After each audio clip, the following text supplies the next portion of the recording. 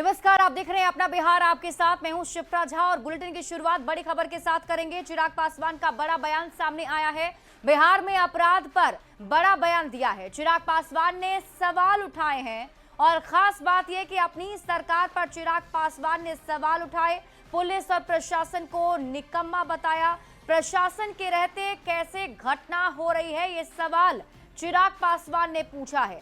बिहार में अपराध पूरी तरह बेलगाम हो चुका है, तो बड़ी खबर आपको बता रहे हैं। चिराग पासवान की तरफ से बड़ा बयान दिया गया है।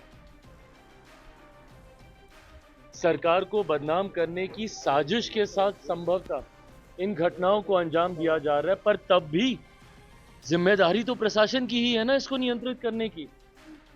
कोई भी अपराधी आपके राज्य में आपराधिक घटनाओं को कैसे अंजाम दे रहा है प्रशासन के रहते हुए, या तो फिर इसमें प्रशासन की मिली भगत है और या फिर प्रशासन इस पे लीपापोती करने का कार्य कर रहा है, और या फिर पूरी तरीके से प्रशासन निकम्मा हो चुका है और अब इनके बस का नहीं है बिहार और बिहारियों को सुरक्षित रखना। ऐसे में पुनः एक बार मैं बिहार सरकार से आग्रह करूंगा, जरूरी है समय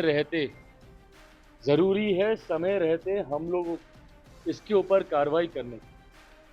मुझे इस बात का दुख होता है कि मैं एक ऐसी सरकार का यहाँ पे समर्थन कर रहा हूं जहां पे अपराध पूरी तरीके से बेलगाम हो चुका है। इस पे नियंत्रण पाना जरूरी होगा, नहीं तो इस तरीके से बिहार और बिहारियों की जिंदगी से होता हुआ खिलवाड़। अब चिराग पासवान के बयान पर बीजेपी नेता और मंत्री हरी सहनी ने कहा है कि चिराग पासवान हमारे साथ मजबूती से हैं। अभी के हालात देखकर वो इस तरह की बयानबाजी कर रहे हैं। वहीं जेडीयू के मुख्य प्रवक्ता नीरज कुमार ने कहा, अति सर्वत्र वर्ज्यते। एक पेड़ में 100 डाली है। हवा का तेज झोंका आता है, एक दूसरे से टकराता है, इसका मतलब वो उसका दुश्मन नहीं है। ये मौसम का वो दिन होता है कि वो दोनों में टकराहट हो जाता है। बात बाकी उसी पेड़ का वो सारा डाली है। एनडीए मजबूत है और हर अवसर पर एनडीए मजबूती के साथ बिहार का सेवा कर रहा है। अति सर्वत्र वर्ज्यते। माननीय प्रधानमंत्री नरेंद्र भाई मोदी जी और माननीय गृह मंत्री अमित शाह जी का भरोसा माननीय नीतीश कुमार जी पर है। जनता का भरोसा है।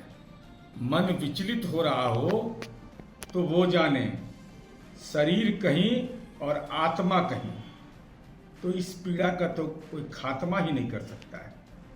इसलिए बिहार में कानून के राज के सवाल पर बिहार की जनता माननीय नीतीश कुमार जी के नेतृत्व में निश्चिंत है कि श्री चिराग पासवान जी को सिर्फ अब बयान देने से काम नहीं चलेगा, अब उनको हिम्मत दिखाना चाहिए।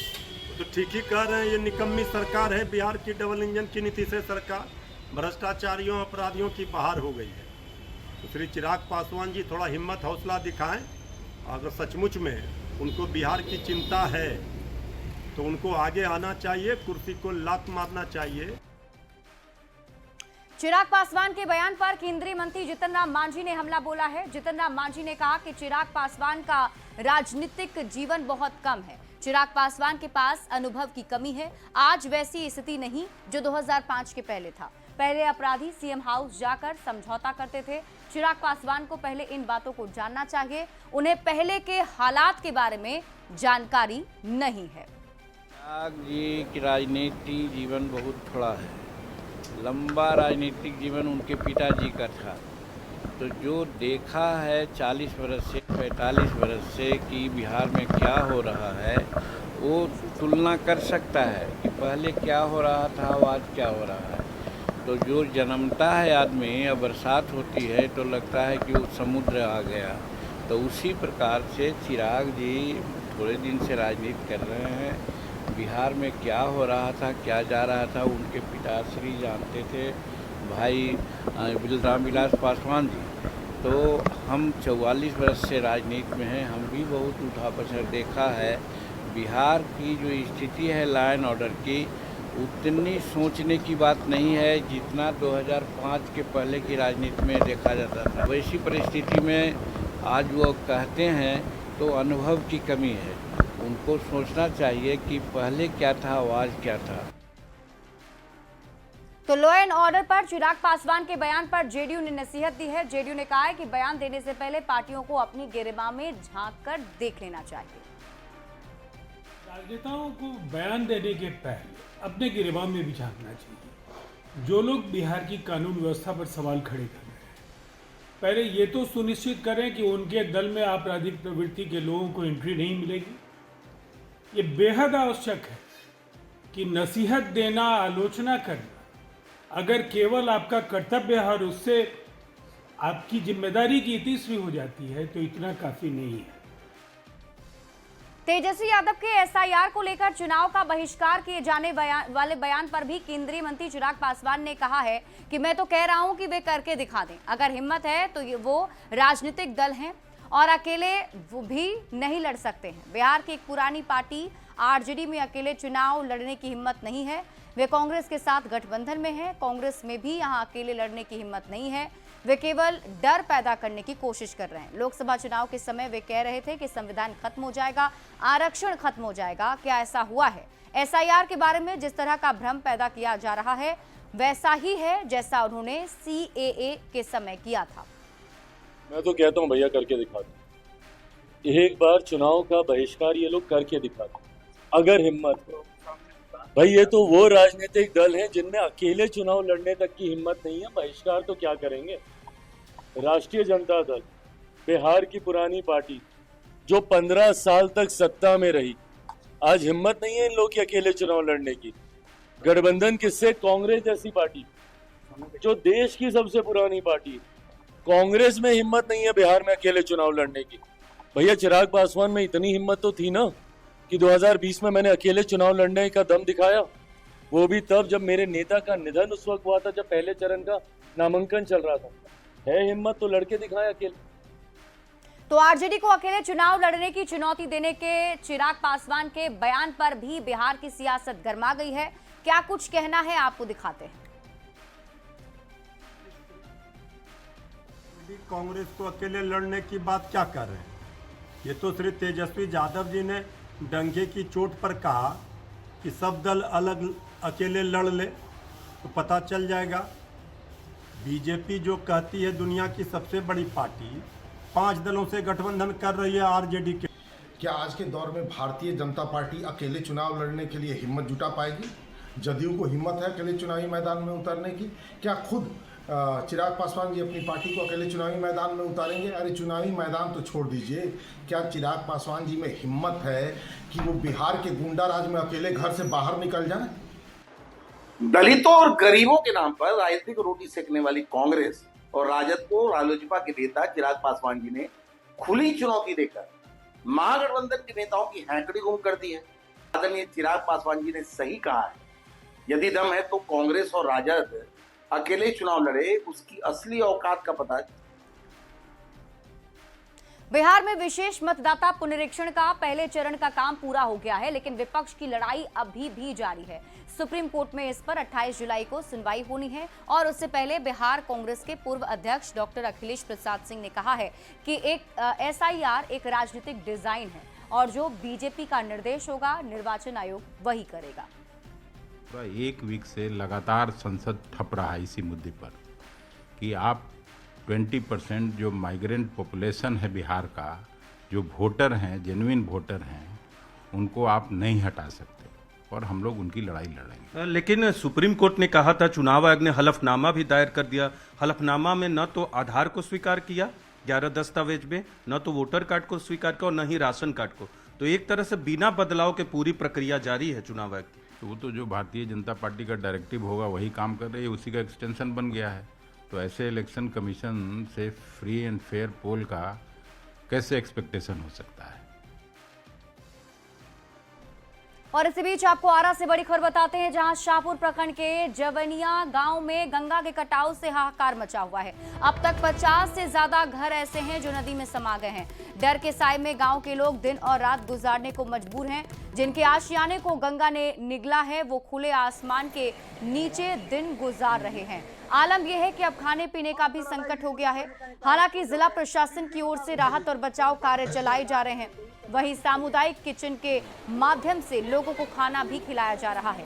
ग्राउंड जीरो से संवाददाता चंदन कुमार की रिपोर्ट देखिए। गंगा नदी के रौद्र रूप ने इस समय भोजपुर जिले के शाहपुर प्रखंड के जवैनिया एवं चक्की नौरंगा गांव की दशा को बदल दिया है। देखिए ये तस्वीर है, गंगा नदी किस तरह से अपना रौद्र रूप धारण कर ली है और देखते ही देखते यहाँ के दर्जनों जो घर है वो गिर चुके हैं, गंगा नदी में विलीन हो चुके हैं। और देखिए किस तरह से जो ग्रामीण है वो खुले आसमान के नीचे आ गए हैं और पूरे गांव के विलीन होने पर एक तरह से कहें तो खतरा मंडरा रहा है। कितनी तेज अपने रौद्र रूप में दिख रही है गंगा नदी। देखिए ये जो तस्वीर खुद अपने आप में बताने के लिए ये गवाही दे रहा है कि किस तरह से गंगा नदी का जो कटाव है लगातार बढ़ता जा रहा है। अब देख लीजिए तो खुदे लौकी रहा है। हम परसों आए थे तो वहाँ तक था, आज आ रहा हूँ तो देखिए यहाँ आ गया।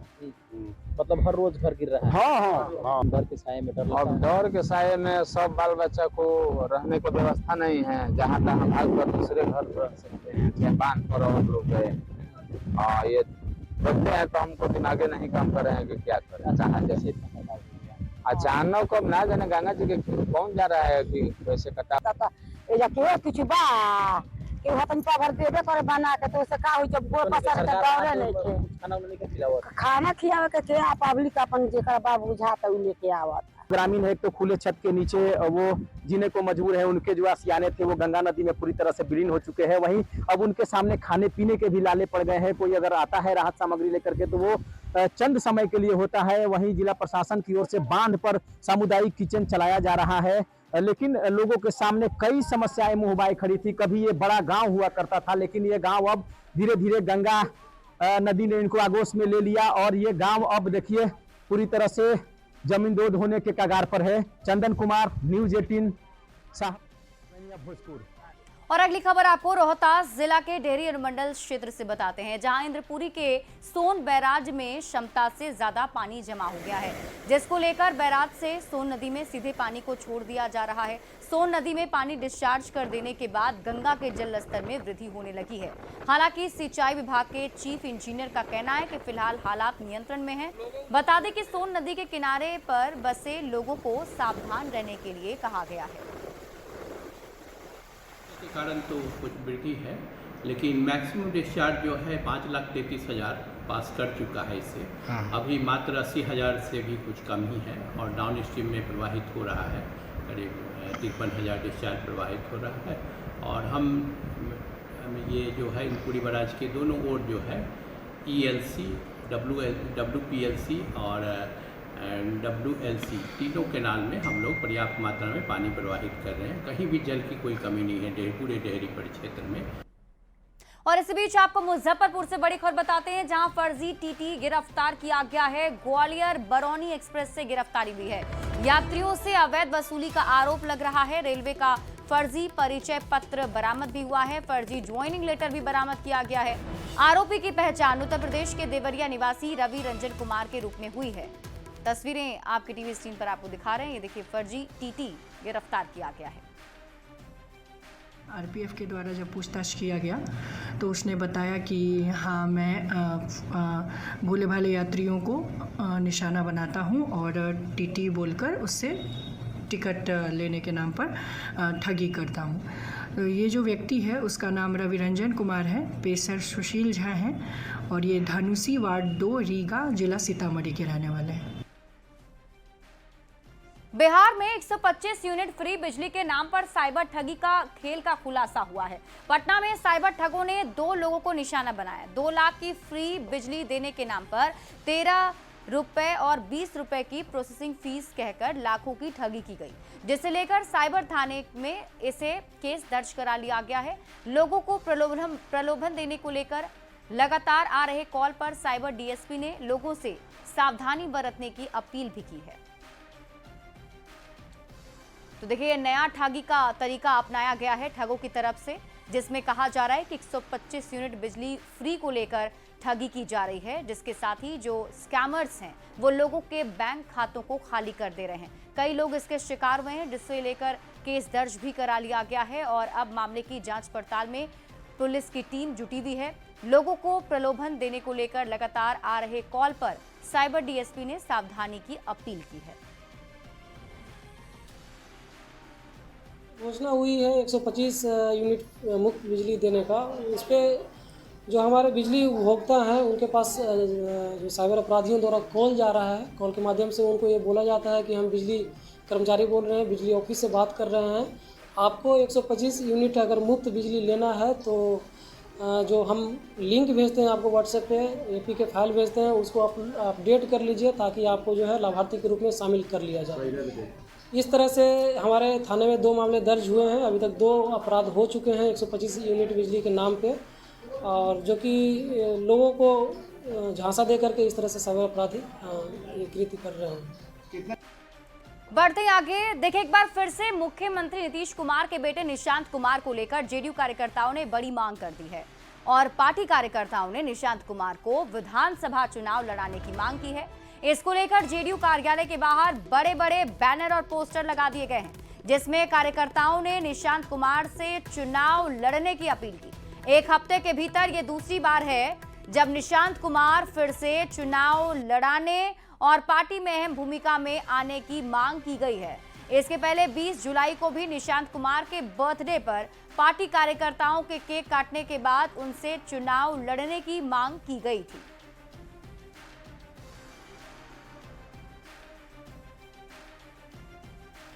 बिहार के कार्यकर्ताओं, बिहार के नौजवानों, बिहार वासियों की यह इच्छा है कि वह चुनाव लड़ें, बिहार का नेतृत्व करे, जदयू का नेतृत्व करे, और जिस तरह से उनके पिताजी बिहार को विकास की गति पर आगे बढ़ा रहे हैं, उसी गति से इंजीनियर निशांत जी भी बिहार को आगे बढ़ाएं। इसलिए हम लोग यह उनसे रिक्वेस्ट किए हैं कि आप चुनाव लड़िए, सदन में जाइए और हम लोग का नेतृत्व। नीतीश जी का नेतृत्व अभी भी है, लेकिन निशांत जी को भी अभी एक्टिव राजनीतिक में आके हम लोग को बीच, युवाओं को बीच आ जाना चाहिए, ताकि भविष्य के लिए भी वो हम लोग के आदर्श बन जाए, जैसे नीतीश कुमार है। परिवारवाद क्या होता है? परिवारवाद एक उम्र हो गया इनका, 40 साल के बाद हम लोग मांग किए हैं, न कि खुद थोपे गए हैं। मुख्यमंत्री जी की ये हैं, जैसे लालू जी अपने बेटे को थोपे कि यही आपका वारिस है। जी, हम युवा हैं और युवा के नाते हम चाहते हैं कि निशांत भैया जल्द से जल्द राजनीति में आए और हम लोग का नेतृत्व करें, क्योंकि जिस प्रकार वो युवा हैं और साफ सुथरे छवि के इंजीनियर हैं, तो अच्छे पढ़े लिखे हैं, और पढ़े लिखे युवा जब राजनीति में आएंगे तो अच्छा काम करेंगे। आईने नौ से डरना, तर्जे कोहन पे उड़ना, मंजिल यही कठिन है कौमों के जिंदगी में। निशांत कुमार जब आ रहे हैं, अगर तो राजनीति में अपना स्थान रखेंगे तो हर तरह से रखेंगे, आर्थिक तौर से, सामाजिक तौर से, राजनीतिक तौर से।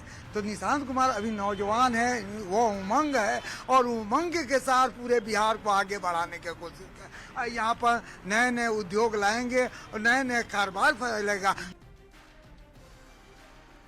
वहीं निशांत कुमार के चुनाव लड़ने की मांग पर सियासत भी अब तेज हो गई है। क्या कुछ कहा जा रहा है, आपको दिखाते हैं। लोकतांत्रिक व्यवस्था में किसी को भी चुनाव लड़ने का अधिकार है। जहां तक जदयू कार्यकर्ताओं द्वारा माननीय मुख्यमंत्री जी के सुपुत्र श्री निशांत कुमार को चुनाव लड़ाने की मांग है, तो यह स्वागत योग्य है। इसका निर्णय हमारे आदरणीय मुख्यमंत्री श्री नीतीश कुमार जी और उनके सुपुत्र निशांत जी को करना है। अगर वह चुनावी राजनीति में आते हैं तो भारतीय जनता पार्टी उसका स्वागत करेगी। जनता दल यूनाइटेड के कार्यकर्ताओं के द्वारा लगातार माननीय निशांत जी को चुनाव लड़ाए जाने संबंधी पोस्टर, बैनर लगा करके उनको 2025 के विधानसभा चुनाव में शामिल होने का आग्रह किया जा रहा है। वैसे मेरा भी निजी तौर पर मानना है कि प्रत्येक नौजवान को समाज सेवा और सार्वजनिक जीवन में आकर के अपनी भूमिका का निर्वहन करना चाहिए।